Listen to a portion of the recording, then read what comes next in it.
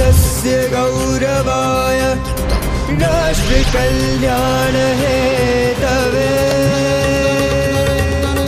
युवकानां विकासाय विवेकानन्दं नमाम्यहम्।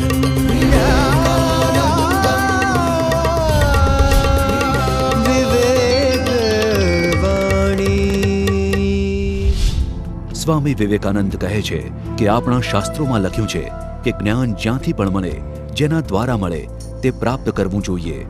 યુવક યુવતીઓ નવું જ્ઞાન મેળવવામાં પાછા ના પડશો। ફક્ત પુસ્તકીય જ્ઞાનનું નામ જ શિક્ષણ નથી।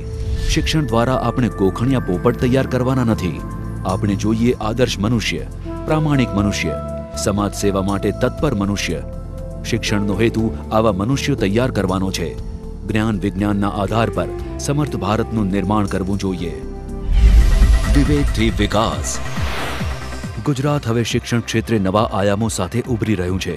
એક સમયે શિક્ષણ ક્ષેત્રે પાછળ ગુજરાત હવે અગ્રીમ હરોળમાં આવ્યું છે। દાયકા પહેલા જ્યાં માત્ર 62,000 શાળા ઓરડા હતા, ત્યાં આજે માત્ર છેલ્લા 10 વર્ષમાં 80,000 શાળા ઓરડા બની ચૂક્યા છે। વિદ્યાર્થીઓને હવે પહેલાની જેમ મેદાનમાં ખુલ્લામાં બેસીને ભણવું નથી પડતું। દાયકા પહેલા માત્ર 10,000 શૌચાલય હતા, ત્યાં છેલ્લા 10 વર્ષમાં 62,000 નવા શૌચાલય બન્યા છે। એટલે માત્ર શૌચાલય સુવિધાના અભાવે શાળાઓમાં ન જતી દીકરીઓ આજે શાળાઓમાં જવા લાગી છે।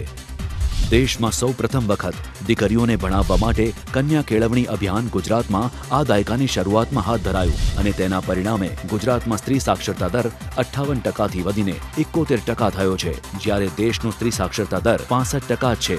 દીકરીઓને ભણાવવા અપાતા વિદ્યાલક્ષ્મી બોન્ડની રકમ ₹1,000થી વધારીને હવે 2,000 કરાઈ છે।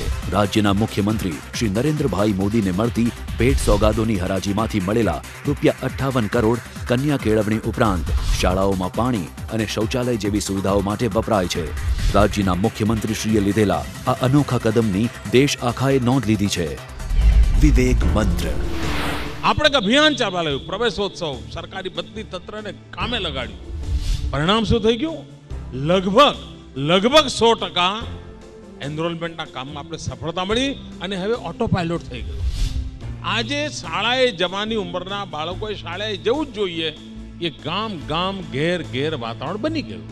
એક પ્રયાસ, એક થક્કો માર્યો, એક બ્રેક થ્રુ કર્યો, પરિણામ મળ્યું। આ પ્રકારના પ્રયાસના કારણે ખૂબ ઓછા ખર્ચે મોટું પરિવર્તન લાવવાનું વાતાવરણ બને છે। એક સાથે અનેક લોકો એક જ દિશામાં ચાલે।